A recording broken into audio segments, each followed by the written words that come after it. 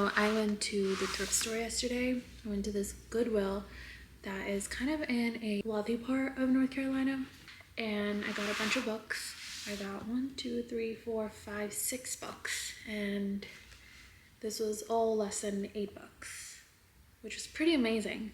So hardcovers are a little bit more expensive, but I just want to go through it real quick. The first book is Lord of the Flies by William Golding. I read this book back in middle school, junior high, I believe. This was originally published in 1954, and I don't remember much of it. This is a very old book, and I think there is some controversy behind this. This is published by Penguin Publishing. This is pretty short book. It has 202 pages. The condition of this book could be better, but it also could be worse. And I'm just gonna read the little description for Lord of the Flies. At the dawn of the next World War, a plane crashes on an uncharted island, stranding a group of schoolboys. At first, with no adult supervision, their freedom is something to celebrate. This far from civilization, they can do anything they want, anything. But as order collapses, the strange howls echo in the night. As terror begins its reign, the hope of adventure seems as far removed from reality as the hope of being rescued. I do remember reading this in middle school. I don't think I liked it. I don't think I liked reading anything until 8th grade. Starting in 9th grade, I really enjoyed English class. I had really good teachers. I really liked all the books that I read, but this was from middle school, and I remember there was quite a bit of controversy behind this. I think they still teach this in school. I am glad I have a copy of this. I want to read it one more time, maybe look at it from like an English teacher point of view. My nieces or nephews or my own kids one day are reading this in school, then I'll have a pretty good idea on what it's about, and I'll already have a copy. I'm really excited about that. The next book, I finally got myself a copy of The Hobbit. This is a pretty old copy, it looks like, and it's pretty torn apart. The pages are very yellowed, but I think they're supposed to come like that. The binding broke a little bit right there, so it can be like laid flat. This is another book that I read in 8th grade and I didn't really pay attention to. And I also haven't watched the movies, and I haven't read the Lord of the Rings series. So this is gonna be a really good intro into Tolkien's world. The Hobbit was originally published in 1937. To Kill a Mockingbird, I remember reading this in school as well. This was originally published in 1960, and this is by Harper Lee, and I don't remember anything from this book other than it being really, really good. The unforgettable novel of a childhood in a sleepy southern town and the crisis of conscience that rocked it. To Kill a Mockingbird becomes both an instant bestseller and a critical success. When it was first published in 1960, blah, blah, blah, it won a Pulitzer Prize. That's pretty cool. The author's from Alabama, To Kill a Mockingbird. I'm glad I have some of these classics or rather modern day classics, or just classics in my collection of books. The next book, this book holds such a special place in my heart. I first read this book in the 10th grade. Actually, was it the 10th grade? No, I first read this book in the 11th grade. I read The Kite Runner first for school in my English class. Oh man, I loved English class in high school. I loved it so much. I was a straight A student in all 4 years of English class. I got along with my teachers really well. Some of my teachers really liked my handwriting. I was just really good at grammar, writing essays, also just putting in my own spin of things into the books that we were reading and the stories that we were reading. I put a lot of effort into it because I thoroughly enjoyed reading the discussion part, and I did really good. This is my 3rd copy of the book. My first copy, gave it to a friend to borrow, never saw it again.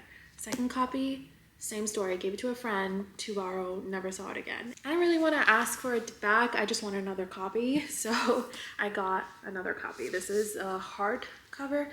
It's funny because my first 2 copies were also hardcover. I don't remember having a normal paperback for any of these books. I reread this again in college. Miriam is only 15 when she is sent to Kabul to marry the troubled and bitter Rashid, who is 30 years her senior. Nearly 2 decades later, in a climate of growing unrest, tragedy strikes 15-year-old Layla, who must leave her town and join Miriam's unhappy household.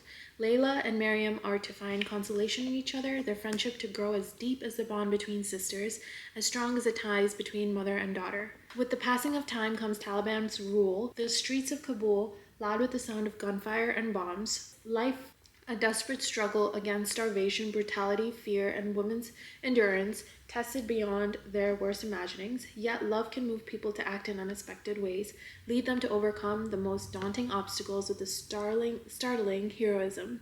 In the end, it is love that triumphs over death and destruction. This is a portrait of a wounded country and a story of family and friendship, of an unforgiving time, an unlikely bond, indestructible love. So this was first published in 2007. The Goldfinch by Donna Tartt. And I believe this author also wrote another very popular book. Donna wrote, oh yeah, The Secret History. I haven't really given that book a shot yet. This was first published in 2013, and this is quite a big book. This has, let's see, 769 pages. A little synopsis. Age 13, Theo Decker, son of a devoted mother and a reckless, largely absent father, survives an accident that otherwise tears his life apart. Alone and rudderless in New York, he is taken in by the family of a wealthy friend. He is tormented by an unbreakable longing for his mother, and down the years clings to the things that most reminds him of her. A small and strangely captivating painting that ultimately draws him into the criminal underworld. As he grows up, Theo learns to glide between the drawing rooms of the rich and the dusty antique stores where he works. He is alienated and in love, and his talisman, the painting, places him at the center of a narrowing, ever more dangerous circle. That sounds really, really interesting. This is considered a literary fiction. It's contemporary. This was a nominee for a Best Fiction in 2013, and it's the winner of a Pulitzer Prize for Fiction 2014. I don't really pay attention to the book awards, really. I think I'm gonna read that at the end of the summer. The last book I got is 2,548 Best Things Anybody Has Ever Said. This is just like a collection of a lot of different quotations. Some of them are like very unique. Some of them are like kind of crazy. Apparently there's 4 separate volumes for this, but this is like the ultimate gathered together volume. Let me just open up to a random page and read you a quotation. So there. Quotation 1979. Men are irrelevant. That's it. That's all it says. By Faye Weldon. Right there. All right, let's read another page. Okay, there's a picture of a man. Love is a crocodile on the river of desire. Love is what happens to men and women who don't know each other. Love is blonde. Okay. A man always remembers his first love with special tenderness, but after that he begins to bunch them. I have no idea what that means. It's not what you are, it's what you don't become that hurts. Okay, I really like that one. It's not who you are, it's what you don't become that hurts. By Oscar Levant, 1906 to 1972. There. In a flight between you and the world, bet on the world. And that's by Kafka. Franz Kafka, 1883 to 1924. Interesting. I would think it would say the opposite, you know? 1, 2, 3, 4, 5, 6. Yep. So those are the 6 books that I got, and I'm happy with my purchase. All for $8. That is such a good deal. My books right now are all on the ground, just stacked up. I am looking for a couple of bookcases to purchase. Then I can organize my books, and that would be really fun. Then I can kind of like display all my books. Classics one side, nonfiction the other, fun reads on another. So we'll see. Maybe I'll do it by author, but I feel like I want to do it by genre. I guess we're gonna find out. I'm gonna show you the current state of all my books right now. So these are all the new books that I got, and these are all my books that are on the ground. I want to get them off the ground as soon as possible, so I think I'm gonna purchase a bookshelf today. Until then, I'm just gonna keep those there. I also have a couple of books here in my bedroom. These are all very random assortment of books. Yeah, so I have a couple over here.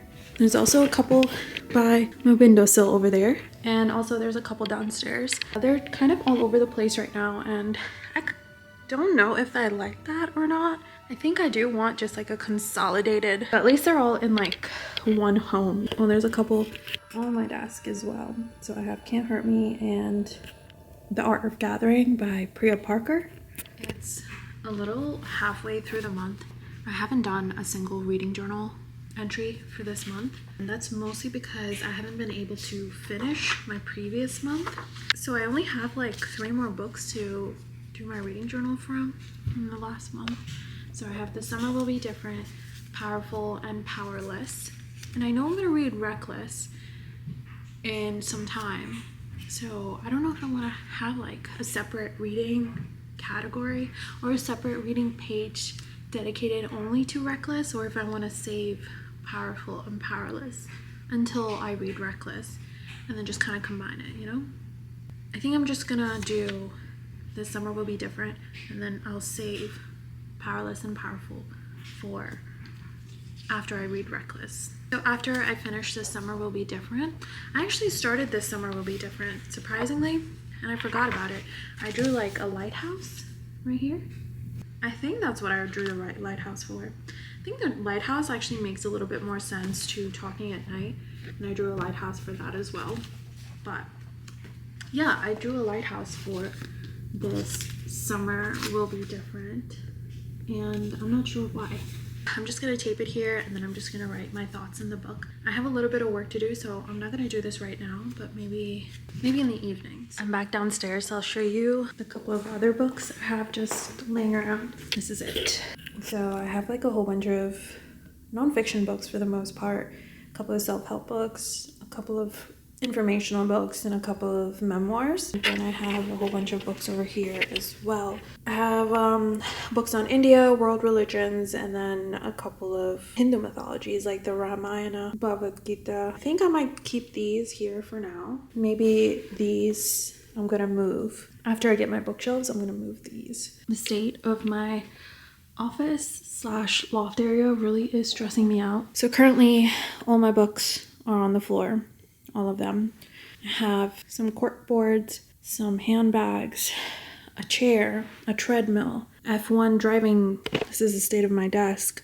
I have books everywhere, books underneath. My trash is overfilled. There's just so much going on. Even here, my TV's hung up, but my PS5 is on the ground. And these 2 boxes still need to be cleaned up and organized. I have a whole bunch of Polaroids and vacation pics in there, the games. It's just a random chair. So it's just a whole kind of mess in here. And I feel like it's not going to be fixed until I get a bookshelf.